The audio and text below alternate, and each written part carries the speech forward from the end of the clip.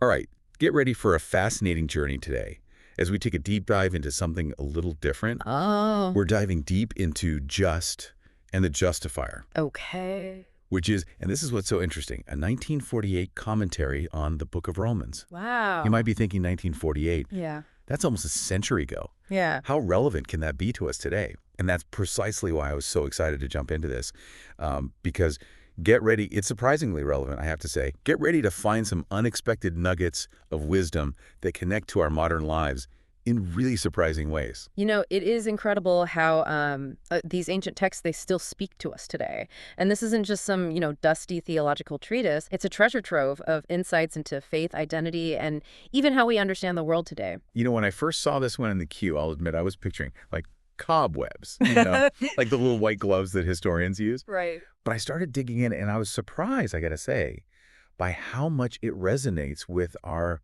modern anxieties. I'm talking about identity, achievement, even social media. It's really like this commentary has a direct line to the human experience across generations. It does, and I think a lot of that is because of the author, Mr. C.H. Welch. Now, Welch, he wasn't a traditional theologian. Okay. He was a lay theologian and really committed to showing how important it is to understand the historical and cultural context of the Bible, and in particular the Old Testament, to accurately interpret Romans. See, that's interesting because I think so often we read these ancient texts as if they were written in a vacuum, completely detached from the historical context. Yeah. But what you're saying is Welch is saying, hold on, to really get what Paul is saying in Romans, we need to go back even further to the stories and the covenants of the Old Testament. Exactly, and he does this. He meticulously connects seemingly really different passages, like threads in this giant tapestry. I like that. For example, he highlights how this idea of covenant, back in Genesis, where God makes promises to Abraham and his descendants, this directly ties to Paul's argument about justification in Romans. It's really like seeing a familiar story, but with fresh eyes, and it just reveals a much deeper layer of meaning. So, okay, let's unpack this whole idea of justification for a second, because it's one of those theological terms that can feel a bit inaccessible. Right. What does it actually mean in this context, and why should the listener care about it? You are so right. It can sound like legal jargon. Yeah. But in the most basic way, justification is about being declared righteous in God's eyes.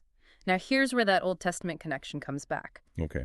Welch argues that just as God remained faithful to his covenant with Abraham, despite all of our human failings, God offers us righteousness as a gift, not something that we earn through our efforts. So it's not about checking things off a list of good deeds, Right. or trying to be perfect to earn God's favor. It's about accepting that righteousness, that right standing with God. It's something that is given Yes. freely through faith. You got it. And this is where I think it starts to get really relevant to us in the modern world because, haven't we all created our own system of justification in a way based on achievements or social status or even those, curated Instagram feeds? It's like we're constantly trying to prove our worth, Yes. to justify our existence through likes and followers and accomplishments. But what I'm hearing you say is that Welch is reminding us that true justification, that kind that brings lasting peace, Yeah. security, it can only come from God. And it's not something you have to strive for, to earn. It's already ours through faith. It's a radical paradigm shift, isn't it? Instead of constantly seeking validation from these external sources, it's like Welch is pointing us back to the source of true worth. Absolutely. Identity, God. Yes, 100%. And that leads us to another, I think, really fascinating concept that Welch unpacks, the righteousness of God. Okay, so let's dive into that a little bit deeper. What exactly does it mean when we're talking about the righteousness of God, and how does Welch help us understand this? Yeah. Because it is one of those phrases that I think a lot of people maybe misunderstand. Well, I think you're right. The phrase righteousness of God, it can sound a bit intimidating, Yeah. like something out of a dense theological textbook.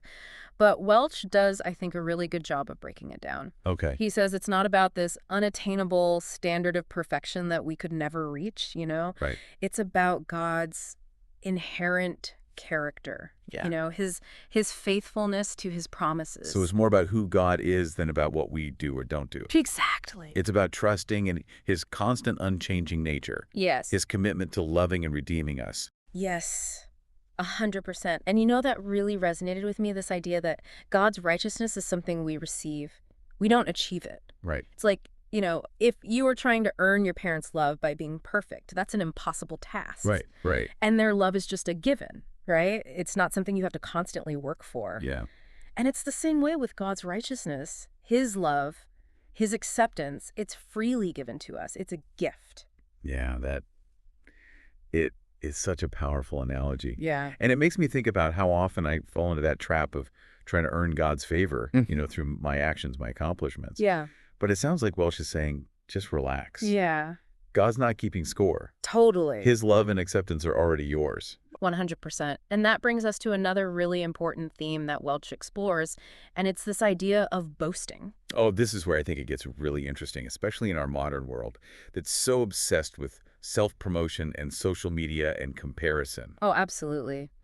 Welch points out how Romans just completely rejects any form of self-righteousness, any attempt to boast in ourselves. Which is fascinating because you don't have to look very far in our culture to see just how much we celebrate self-promotion and achievement and outward success. It's true. It's like we're constantly being told that we need to be more, do more, achieve more. It's exhausting. It is. It creates this endless cycle of comparison and competition. Yeah. But Welch reminds us that true boasting, the kind that brings genuine joy and fulfillment, has to be directed toward God. So instead of boasting in our accomplishments, our possessions, even our carefully curated online personas, we should be boasting in God's faithfulness, His grace, Yes. His love for us. Exactly. He points to Romans 3:27, where Paul writes, "Where then is boasting? It is excluded. Because of what law? The law that requires works? No, because of the law that requires faith." And Welch argues that it is true faith that leads to humility, not self-promotion. It's about recognizing that everything we have, every breath we take, every talent, ability, it's all a gift from God. Yeah. It's about shifting our focus from look what I've done to look what God has done. And again, that is a radical shift in perspective, especially in a world that's constantly telling us to promote ourselves and, build our brand and strive for that recognition. It's almost countercultural to boast in God's faithfulness instead of our own. It is, but it's also incredibly freeing. I can see that. Because it releases us from that pressure, Right. to perform and to achieve and to constantly be proving our worth. Yeah. When we boast in God, we find our security and identity in something so much bigger than us. So that brings us to another really, I think, fascinating concept that Welch explores in the commentary, which is this tension between what he calls the flesh and the spirit. And I think this one feels particularly relevant to, our modern struggles. I'm thinking about instant gratification and addictive behaviors and just the constant bombardment of temptations, that we face every single day. Oh, absolutely. And I love how Welch doesn't present this as some abstract theological debate. He relates it to our everyday experiences, our inner struggles with temptation, with willpower, and this desire I think we all have for something more than what the world can offer. Yeah, it's like we're constantly, at least in my experience, being pulled in two different directions. Yeah. Towards the things that promise instant gratification on the one hand, and then the things that offer true lasting fulfillment on the other. It's so true. And he's not saying, that we need to become ascetics and just deny all earthly pleasures. Right. He's just encouraging us to recognize that tension that's there. Yeah. To understand that true freedom doesn't come from indulging our every whim. Right. But from aligning ourselves with the Spirit. Yeah, it's about finding that balance Yes. between enjoying the good things in life without being enslaved by them. Yes, 100%. And that takes intentionality. It takes mindfulness. Right. And I think a really deep understanding of who we are in Christ, our new identity as children of God. It's about letting our faith inform our choices, our habits, even our entire approach to life. Absolutely. And that's why Welch emphasizes how important it is to study Romans. He doesn't see it just as an ancient theological treatise. Right. It's a guide, a practical guide for navigating the complexities of life. It's a roadmap. It is. For living in freedom and finding true fulfillment, for aligning ourselves with God's heart. 100%. And it's a reminder that these ancient texts, they still have something really powerful to say to us today. Well, without a doubt. They offer this timeless wisdom for facing these very human struggles that, let's be honest, we're still grappling with centuries later. So we've covered a lot of ground here. We have. From justification and righteousness of God to boasting to the flesh versus the spirit, Welch unpacks a wealth of insights in Just and the Justifier. As we kind of get ready to wrap up this part of our deep dive, what's the one key takeaway you want our listener to really walk away with? If I had to pick just one, I think I would say it's this. True freedom, true fulfillment, it doesn't come from striving for our own righteousness.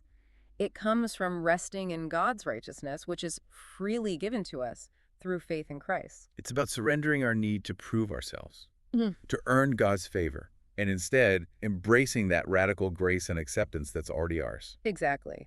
Trading our self-imposed, striving for that peace and security of knowing that we are fully loved and accepted just as we are. It's a message that resonates just as powerfully today as it did in 1948, I'd imagine. Without a doubt, it's a timeless message of hope and freedom. And speaking of timeless messages, we've got more to uncover in this fascinating commentary. Mm-hmm. Don't go anywhere. In the final part of our deep dive into Just and the Justifier, we're going to explore how Welch challenges us to actually live out this radical grace in our everyday lives. Yes. It's about moving beyond just intellectually understanding it Right. and embracing the transformative power of the gospel. Stay tuned. It's one thing to understand these ideas, grace, justification, boasting in the Lord, but it's a whole other thing to actually live them out, No, absolutely. especially in our everyday lives, right? Yeah, it's easy to just sort of stay in the theoretical realm with all of this. Right. But Welch, he doesn't let us off the hook that easily. I was going to say. He really wants us to, wrestle with it. Yeah. See how these truths should change our everyday lives. So where do we even begin? I mean, how do we move from just head knowledge to actually, heart change? That's the question, isn't it? Well, he doesn't waste any time. Okay. Right after he lays out that theological foundation in the first part of Romans, he takes us straight to Romans 12. And it starts with this powerful image. Present your bodies a living sacrifice, holy, acceptable unto God, which is your reasonable service. So it's not enough to just say, oh, yeah, that makes sense, I get it. Right. It's a complete surrender, Yes. offering ourselves fully 100%. to God. Letting the truth of the gospel, that reality of God's righteousness, sink into every part of our lives. That makes me think back to what we were talking about earlier with boasting and social comparison. Oh, yeah.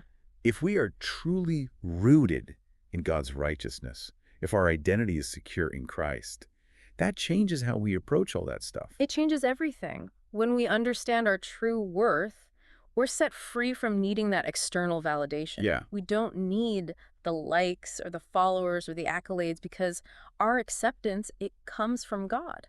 It's like Welch is giving us permission to step off the treadmill of Yes. self-promotion and just find true rest and contentment in Christ. Yes, 100%. And that is where the joy and the peace come in. He talks about that in Romans 15. Paul describes this joy and peace in believing. Mm. And it's not, that superficial happiness that depends on our circumstances or achievement. Right. It's this deep sense of peace that just comes from trusting God. Embracing his faithfulness, right. Yes. And that is the kind of peace that I think only comes when we surrender that need to prove ourselves. Yeah. And rest in the finished work of Christ.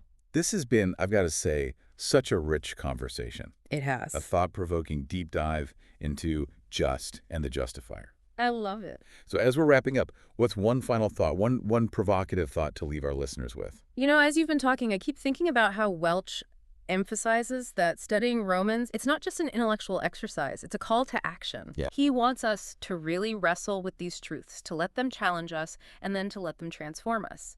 So my challenge to you, listener, is this. What challenges are you facing in your own life? And how can what we talked about today, God's righteousness, boasting only in the Lord, that tension between flesh and spirit, how can these things give you some guidance or maybe just a fresh perspective? Don't just file these ideas away. Let them really resonate in your heart. Let them spark a conversation with God. And hey, maybe it'll even inspire you to do your own deep dive into Romans. That's a great challenge. Yeah. And a perfect note to end on. Thank you for guiding us on this journey into this surprisingly relevant and really impactful commentary. The pleasure was all mine. Remember, the search for truth, it's a lifelong adventure, and sometimes the most unexpected sources, those are the ones that give us the most profound insights. And that's a wrap on today's deep dive. We'll see you next time.